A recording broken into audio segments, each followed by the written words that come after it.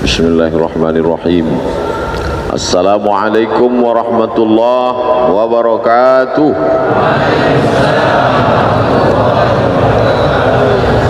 Alhamdulillahilladzi bi ni'matihi tatimmu shalihat. Wassalatu wassalamu ala sayyidis sadat wa ala alihi wa ashabihi ahlil fadaili wal karamat. Subhanaka la ilma lana illa ma 'allamtana innaka antal alimul hakim. Rabbi shrah li sadri wa yassir li amri wahlul 'uqdatam min lisani yafqahu qawli. Man shalla subha fi jama'atin kana fi zimmatillah. Siapa yang salat subuh berjamaah maka dia dalam tanggungan Allah, dalam tanggung jawab Allah, dalam perlindungan Allah. Maka kita semua yang salat subuh berjamaah ini dalam fi zimmatillah, dalam tanggung jawab Allah, dalam kuasa Allah, dalam perlindungan Allah dari segala macam mara bahaya, musibah, penyakit, dan dijaga dalam istiqamah iman dan Islam. Man shalla subha fi jama'atin, siapa yang salat subuh berjamaah, thumma qa'ada yadhkurullah, duduk berzikir mengingat Allah, thumma hatta tatlu'a syamsu, sampai terbit matahari, thumma yusalli raka'ataini, salat sunat 2 rakaat, kanat lahu ka ajri hajjatin wa umrah, maka dia dapat pahala seperti haji dan umrah tammah. Diriwayatkan oleh Imam Abu Isa ibni Sawrah At-Tirmidzi dalam kitab yang masyhur disebut Sunan At-Tirmidzi, tapi disebut juga nama lain kitabnya sama, Jami' At-Tirmidzi. Disebut dia Jami' karena di dalamnya ada aqidah, ada syariah, ada akhlak. Disebut dia dengan Sunan karena di dalamnya ada sunnah. Kalau 1 sunnah, kalau 2 sunnatani, kalau 3 sunan. Sunan Abi Daud, Sunan Tirmidzi, Sunan Nasai, Sunan Ibni Majah, Sunan Ad-Darimi. Bedanya dengan Sunan Gunung Jati, kenapa disebut sunan? Karena kalau kita hormat, tangan kita disusun. Susun itu susunan, maka disebut sunan. Tidak ada hubungan. Yang satu sunnah, yang satu cara menghormati, sunan. Karena kalau ketemu tangan kita bersusun-susun, menghormati, memuliakan dia. Begitu juga lah tangan saya susun memuliakan Abah Raud, para tuan-tuan guru, alim ulama, Amar, Adinda Amar, sahabat-sahabat semua, muslimin muslimat, insyaallah semua kita dalam ridha Allah Subhanahu wa taala. Saya diberi judul subuh ini ayam mati di lumbung padi. Sepanjang saya ceramah baru inilah judul yang aneh. Ayam mati di lumbung padi. Jangan seperti ayam mati di lumbung padi. Itu pepatah orang Indonesia. Lumbung padi itu kalau pergi nanti ke Sumatera Barat, ada rumah seperti rumah adat di depan rumah, rangking namanya, itu tempat menyimpan padi. Supaya apa? Supaya nanti di musim paceklik, musim kemarau, sawah tidak tumbuh hijau, tidak terjadi kelaparan. Di Pulau Jawa, di Kalimantan, di Sulawesi, bahkan di Papua juga begitu tabiat orang Indonesia. Memang dia punya persiapan. Kalau di tempat lain makanannya sagu, ada tempat penyimpanan sagu. Di daerah timur sana makan sagu. Saya ceramah ke daerah Sulawesi, ke Papua, di Sorong, di Raja Ampat, di Fak-Fak, diberi sagu. Ini makanan enak Pak Ustadz, saya coba, enak, cuman cepat laparnya karena kita biasa makan nasi. Artinya apa? Ada persiapan untuk masa depan. Itu diajarkan Allah Subhanahu wa taala dalam surah Yusuf. Ketika dia diberikan Allah taala ilham melalui mimpi, wahyu, Bagi kita tidak ada wahyu karena sudah putus dengan datangnya Nabi Muhammad sallallahu alaihi wasallam. Habis. Al-yauma akmaltu lakum dinakum wa atmamtu alaikum ni'mati wa raditu lakumul Islam madina. Habis, tak ada lagi wahyu. Tapi kemudian ilham tetap terus ada. Lil insani lammatani, manusia ini punya dua lammah. Bisikan-bisikan yang datang dari malaikat disebut ilham. Bisikan-bisikan yang datang dari syaitan disebut waswasah. Makanya kita selalu minta perlindungan Allah dari waswasah.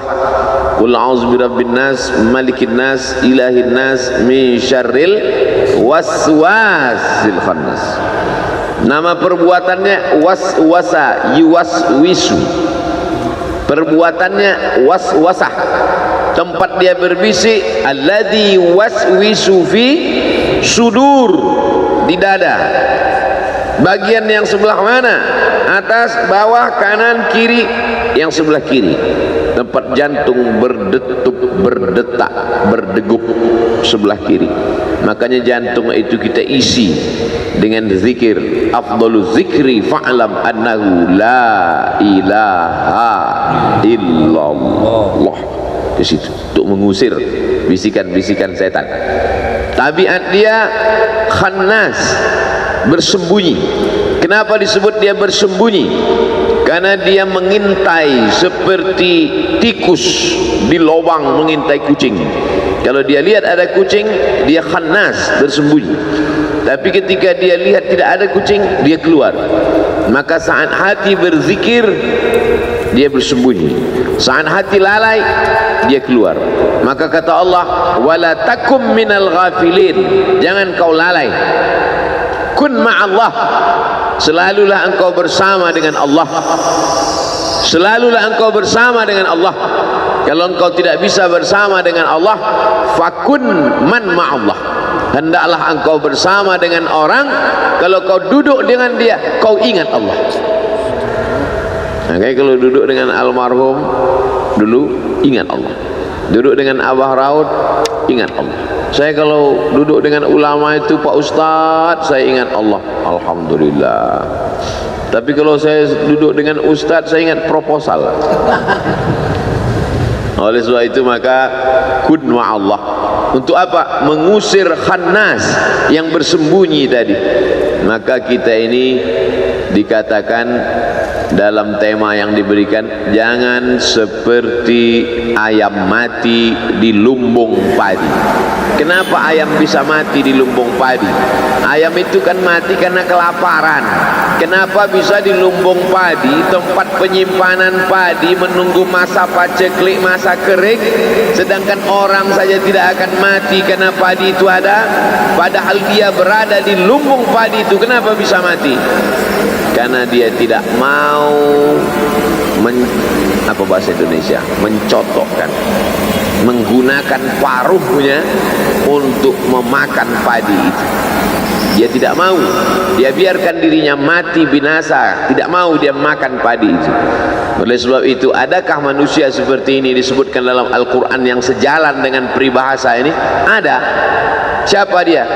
Kamatsalil himari yahmilu asfara, seperti keledai membawa kitab. Keledai dipakai untuk menarik gerobak. Isi gerobak itu di belakang kitab berjilid-jilid. Tapi ada manfaat kitab itu bagi keledai? Tak ada. Jadi kalau dalam peribahasa kita dipakai ayam, di Mesir, di Arab yang dipakai keledai. Keledai selalu dipakai untuk konotasi negatif yang jelek-jelek. Suara. Inna angkaral aswati la sautul hamir. Suara yang paling jelek adalah suara keledai. Gimana sih suara keledai, Pak Ustaz? Tulis aja di YouTube, sautul hamir. Tulis di sautul hamir. Jangan sekarang, nanti habis pengajian. Untuk rumah yang paling jelek, la baitul ankabut. Janganlah jadi rumah yang paling rapuh. Rumah yang paling kokoh kelihatannya adalah laba-laba. Rumahnya Spiderman. Tapi itulah rumah yang paling rapuh. Kenapa? Karena membangunnya susah, menarik getah kayu, disusun demikian indah cantik berangkai, tapi kemudian sekali tarik saja hancur. Perumpamaan rumah paling jelek laba-laba, perumpamaan suara paling buruk keledai. Dan dalam peribahasa kita pun, jangan sampai keledai jatuh 2 kali di lubang yang sama. Sebuah perumpamaan. Maka sesungguhnya yang kita pahami bukan bunyi teksnya, bukan kalimatnya, bukan hewan yang dipilih apakah ayam atau keledai, tapi yang diambil di situ adalah tidak mengambil manfaat. Sebagaimana ayam tidak mengambil manfaat dari padi, padahal sebenarnya padi bisa mengenyangkan dia, menyelamatkan nyawanya, bisa hidup panjang tidak kelaparan, maka keledai juga tak mengambil manfaat dari kitab-kitab, buku-buku yang dia bawa. 1 gerobak 3 kereta keledai di belakang, tak ada manfaatnya. Kamatsalil himari yahmilu asfara. Dalam ayat lain Allah Ta'ala memberikan contoh, kalau yang ini keledai, manusia mulia, tapi apa kata Allah? Walau syi'na la rafa'nahu biha. Kalau kami mau, kami sudah lama angkat derajatnya. Walakinnahu akhlada ilal ardi. Tapi dia tidak mau naik ke atas, dia lebih memilih jatuh ke bawah. Wattaba' hawah, diperturutkannya hawa nafsunya. Famathaluhu, ini lebih tinggi lagi. Famathaluhu kamathalil kalb. Perumpamaan dia kata Allah seperti seekor kalb, dog, anjing. In tahmil alaihi yalhas atau tatrukhu yalhas. Anjing kalau kau ambil batu mau kau lempar, dia tetap juga menjulurkan lidahnya, dan andai kau diam tetap juga dia menjulurkan lidahnya. Tapi tidak selamanya anjing disebutkan dalam perumpamaan yang jelek. Ada satu ayat disebutkan anjing beberapa kali ketika anjing bersahabat dengan ashabul kahfi. Apa maknanya? Anjing sekalipun najis mughalladhah, kalau dia jilat, idza walagal kalbu fi ina'i ahadikum, kalau ada seekor anjing menjulurkan lidahnya ke dalam bejana tempat air kamu, fa ahriquhu, tumpahkan air itu semuanya habis. Basuh bejana tempat air itu dengan 7 kali. 1 kali dengan air bercampur tanah, 6 kali dengan air suci yang mensucikan. Tahir mutahhir, suci lagi mensucikan. Apa maknanya?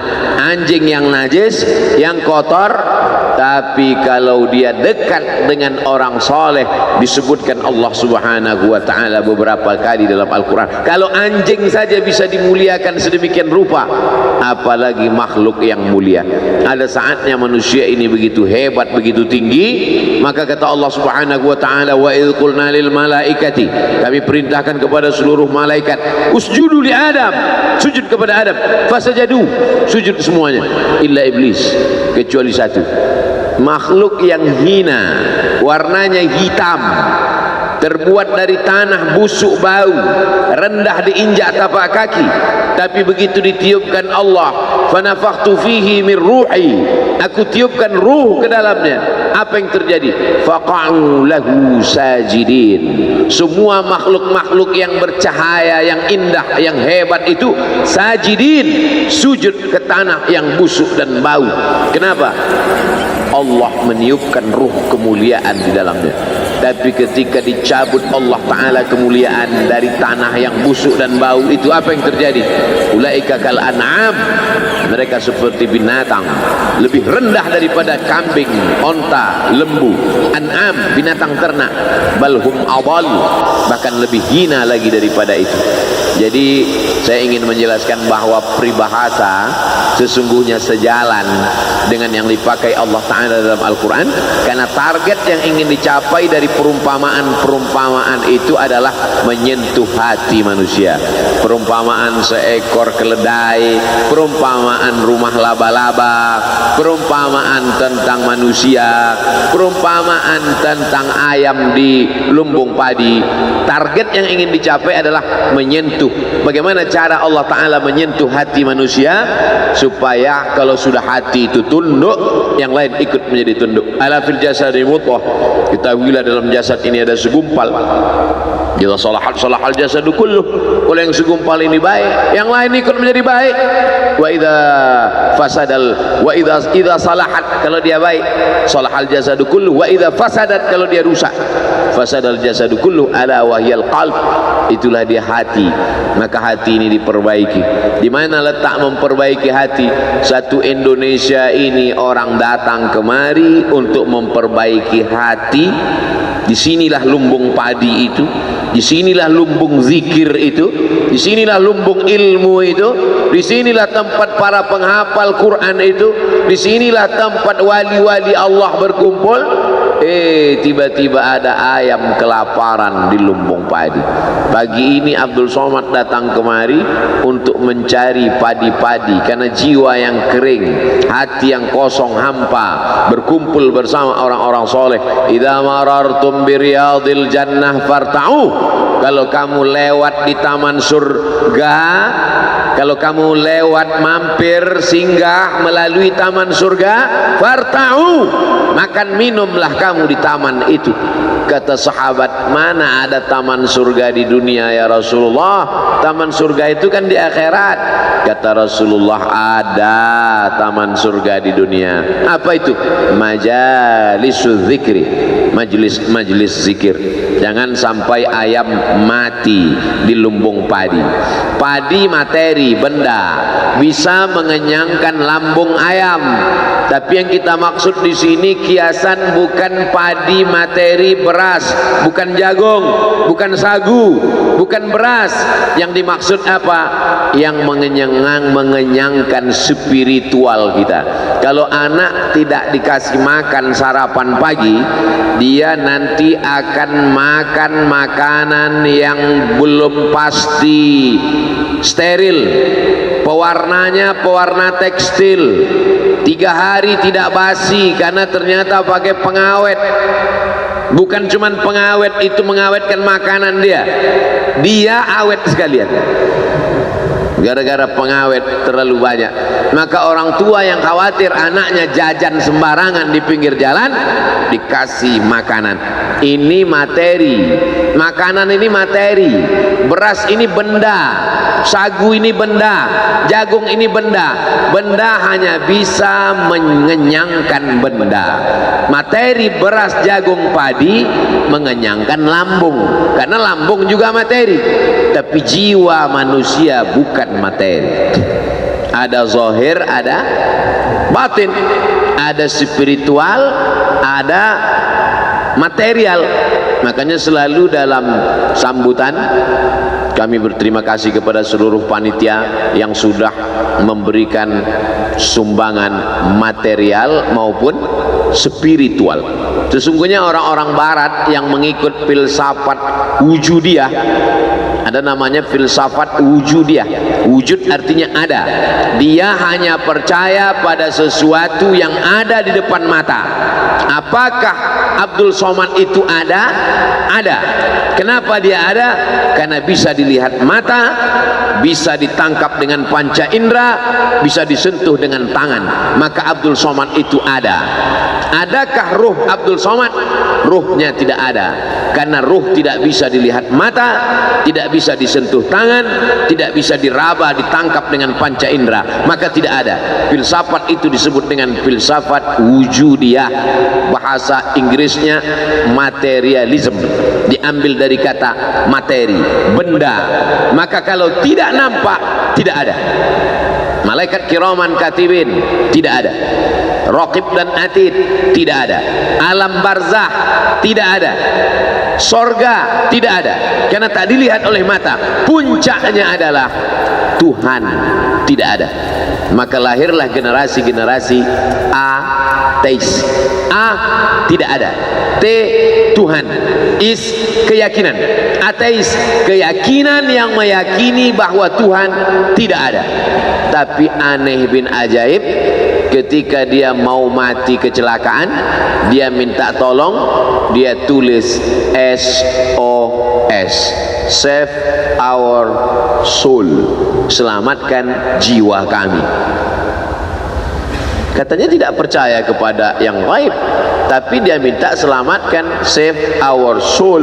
Mestinya kalau tidak percaya kepada jiwa, tidak percaya kepada roh, tidak SOS, SOB, save our body. Dan dalam lagu kebangsaan Indonesia kita nyatakan, kami percaya kepada yang zahir dan batin. Indonesia Raya, bangunlah jiwanya dulu dibangun, barulah bangun badannya. Maka membangun badan ini nomor 2. Tapi kalau kita tonton TV, iklan yang paling banyak itu membangun jiwa atau membangun badan? Membangun badan.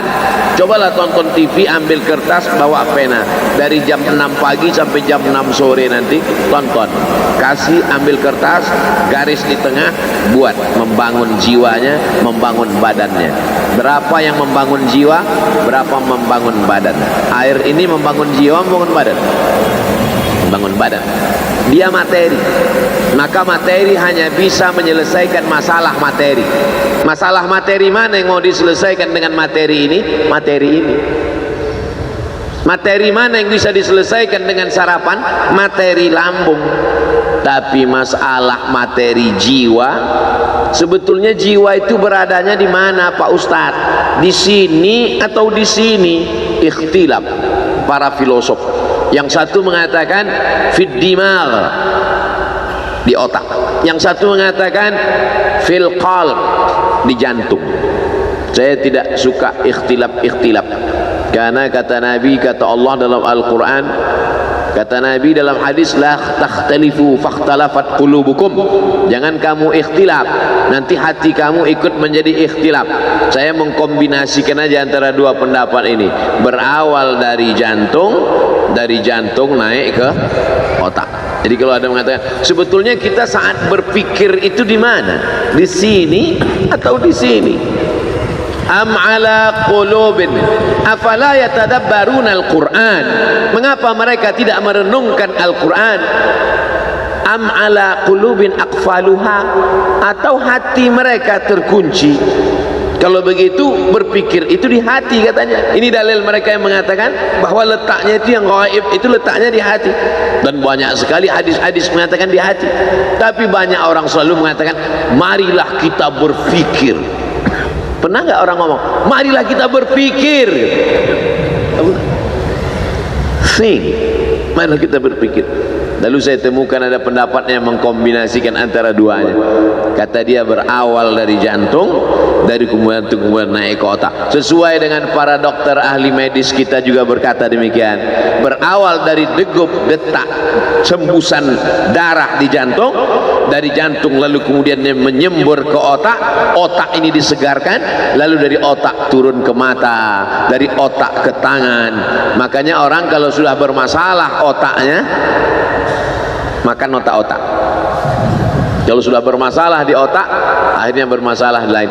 Makanya penyakit yang paling berbahaya, penyakit yang paling ditakuti orang zaman sekarang, akibat dari banyaknya lemak, minyak masuk ke dalam darah, akhirnya terjadi penyumbatan saluran darah, lalu kemudian na'udzubillah terjadilah hal-hal mati badan sebelah, stroke dan lain sebagainya. Tapi insya Allah orang-orang yang soleh makan yang digaga, apalagi sekarang 10 awal Muharram, bulan mulia, bulan haram, bulan banyak dipakai untuk beribadah. Jangan sampai tinggal puasa sunat 9, 10, 11, nggak bisa 3 hari, 9, 10 saja, 9, 10 pun nggak bisa 10 saja, 10 pun nggak bisa juga. Innalillahi wa inna ilaihi raji'un. Lalu kemudian kalau dipakai teori-teori Nabi SAW, Nabi itu berbuat itu bukan mengikuti analisa akal, tidak pula mengikuti hati, tapi dibantah Allah itu semua. Wa ma yantiqu anil hawa in huwa illa wahyun yuha, wahyu dari Allah Subhanahu wa taala. Maka sesungguhnya saya ingin menjelaskan, materi hanya bisa menyelesaikan masalah materi. Materi hanya bisa menyelesaikan masalah materi. Sedangkan yang dimaksud dengan non materi, membaca Quran, zikir, duduk dengan orang-orang soleh, pengajian, tasbih, tahmid, takbir, solawat, majelis ilmu, itu adalah menyelesaikan non materi. Makanya kita Islam ini diajarkan keseimbangan. Jangan kau angkat suaramu tinggi-tinggi, la tarfa'u aswatakum fawqa sautin nabi. Jangan kau angkat suaramu melebihi suara Nabi. Orang Arab Badui yang tidak sopan meninggikan suara di depan Nabi, turun ayat la tarfa'u aswatakum fawqa sautin nabi. Maka kata Allah Ta'ala yang paling baik itu pertengahan. La tajhar bi salatika, jangan kau jaharkan doamu terlalu melambung melengking. Wala tukhafit biha, jangan pula kau khafi sampai tak terdengar. Wabtaghi baina dzalika sabila, tapi carilah jalan tengah. Makanya umat Islam ini adalah jalan tengah. Umat ini adalah umat pertengahan. Wa kadzalika ja'alnakum ummatan wasata. Yang satu mengatakan Nabi Isa itu dinaikkan ke atas terlalu tinggi. Wa qalatil yahudu Uzair bin Allah wa qalatin nasara al-masih ibn Allah, al-masih anak Allah, terlalu tinggi. Yang satu pula Yahudi mengatakan Isa anak zina. Mereka tuduh Maria berzina dengan Joseph si tukang kayu. Anak zina, jatuh ke bawah, rendah, hina. Makana abuki mra'a sau'in, bapakmu bukan preman, orang jahat. Wa makanan ummuki baghiyah, ibumu bukan baghiyah, wanita tuna susila. Datang orang Yahudi menemui Maryam yang baru saja melahirkan anak. Makanan qasiyah, dia tidak tahan mendengar buli-buli. Mengapa dia punya anak tanpa suami? Kenapa dia bisa hamil? Membuli. Habis dia dibuli, akhirnya dia pergi mengasingkan diri. Makanan qasiyah, di tempat yang jauh dari Palestina. Nah, jadi di antara yang suka membuli ini Yahudi. Jadi kalau ada suka membuli ini otak-otak Yahudi. Maka larilah Maryam. Jadi kalau mau belajar dari bagaimana Maryam dibuli orang, bagaimana cara dia, pergi lari. Kita sekarang kalau dibuli orang nggak perlu lari, cukup matikan handphone. Lalu kemudian datar pembuli, orang sudah lari, ternyata mereka datang ke sana. Mereka datangi langsung. Apa kata mereka? Makanan abuki mra'a sau'in, bapakmu bukan orang jahat. Wa makanan ummuki baghiyah, ibumu bukan wanita tuna susila. Titik. Kalau ayat itu dilanjutkan tidak layak menjadi kitab suci. Bapakmu bukan preman tengik, ibumu bukan wanita tuna susila. Kalau dilanjutkan, mengapa kau punya anak hasil zina? Apa yang dilakukan Maryam? Tarkul jawabi alal jahili jawabun. Tidak menjawab orang yang jahil, itulah jawabannya. Tidak menjawab orang jahil, itulah jawabannya. Apa yang dilakukan Maryam? Fa asyarat ilaih, Maryam cukup menunjuk anaknya Isa yang terbaring sesosok bayi. Fa asyarat ilaih, Maryam menunjuk anak. Kata Maryam, bayangkan tiba-tiba kalau datang orang sedang membuli, kenapa kamu bisa hamil nggak punya suami? Bapakmu bukan orang jahat, ibumu juga bukan wanita tuna susila. Kenapa kamu bisa punya anak haram? Oh, makin marah dia. Apa kata mereka? Kaifa nukallimu man kana fil mahdi sabiyya? Kaifa nukallimu man kana fil mahdi sabiyya? Kamu suruh kami bicara dengan anak kecil ini, bagaimana kami bisa bicara dengan anak ini? Disitulah Allah Ta'ala menunjukkan mukjizatnya, seimbang antara zahir dan batin. Yang dilakukan oleh Maryam itu adalah zahir, menunjuk anak, tapi yang dilakukan Allah adalah batin. Islam mengajarkan seimbang antara zahir dan batin. Jangan orang hanya batin saja. Innallaha la yanzuru ila ajsamikum, Allah tidak melihat bentuk fisik tubuh kamu. Wala ila suwarikum, Allah tak melihat rupa wajah kamu. Walakin yanzuru ila qulubikum, yang dilihat Allah itu batin kamu. Gara-gara ini santri-santri tak mandi pagi. Kamu kenapa matanya? Allah hanya melihat hati kita Pak Ustaz.